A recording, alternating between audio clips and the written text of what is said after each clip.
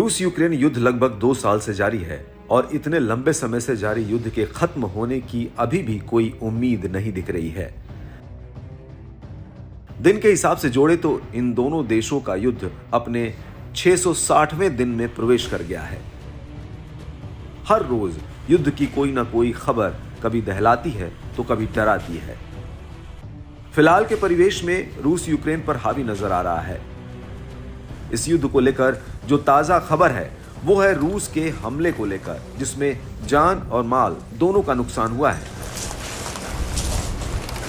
रूस ने यूक्रेन के सैनिकों और नागरिकों सहित उसके बुनियादी ढांचे को भारी नुकसान पहुंचाया है। यूक्रेन की वायुसेना ने कहा है कि रूस ने 42 ड्रोन और 6 मिसाइलें लॉन्च की। इनमें से ज्यादातर हमले दक्षिणी ओडेशा क्षेत्र को निशाना बनाकर किए गए। यूक्रेन के एयर डिफेंस सिस्टम ने रूस के अधिकांश ड्रोन को नष्ट कर दिया। हालांकि इन ड्रोन्स का मलबा गिरने से यूक्रेन के भी कई लोग घायल हुए और उसकी इमारतों और गोदामों को भी नुकसान पहुंचा।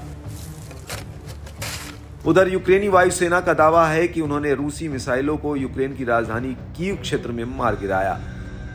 2 मिसाइलें राजधानी के पश्चिम में एक हवाई अड्डे के करीब गिरी।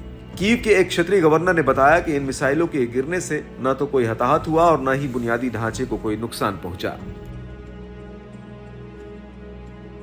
दूसरी तरफ यूक्रेन की तरफ से भी हमले की कोशिश जारी है। इसको लेकर रूस ने दावा किया कि उसने मॉस्को की तरफ जा रहे 9 यूक्रेनी ड्रोनों को मार गिराया है। रूस के मुताबिक इसमें उनकी तरफ किसी भी तरह का कोई नुकसान नहीं हुआ है। रूस अब इस युद्ध में पूरी तरह से आक्रामक मुद्रा में है। वो कहीं से भी समझौते की ओर मुड़ता नहीं दिख रहा, बल्कि इस युद्ध को अपने मुताबिक अंजाम तक पहुंचाने की जिद पर अड़ा दिख रहा है। इसी सोच को लेकर रूसी राष्ट्रपति व्लादिमीर पुतिन ने खुले रूप से एक संवाददाता सम्मेलन में तल्ख अंदाज में अपनी बात कही। रूसी सेनाएं यूक्रेन में अपनी स्थिति में सुधार कर रही हैं और जब तक रूस अपना लक्ष्य नहीं हासिल कर लेता तब तक युद्ध रुकने वाला नहीं है।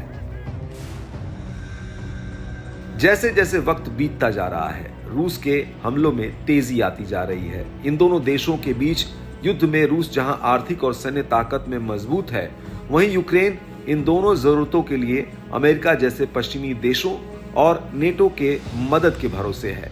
इस मदद के भरोसे यूक्रेन अब तक रूस से मुकाबला करता आ रहा था, लेकिन अब हालात यूक्रेन के खिलाफ नजर आ रहे हैं। मदद मिलनी लगभग बंद है, फिर भी वो हर कोशिश जारी रखे हुए है, चाहे रणनीतिक स्तर पर हो या कूटनीतिक स्तर पर।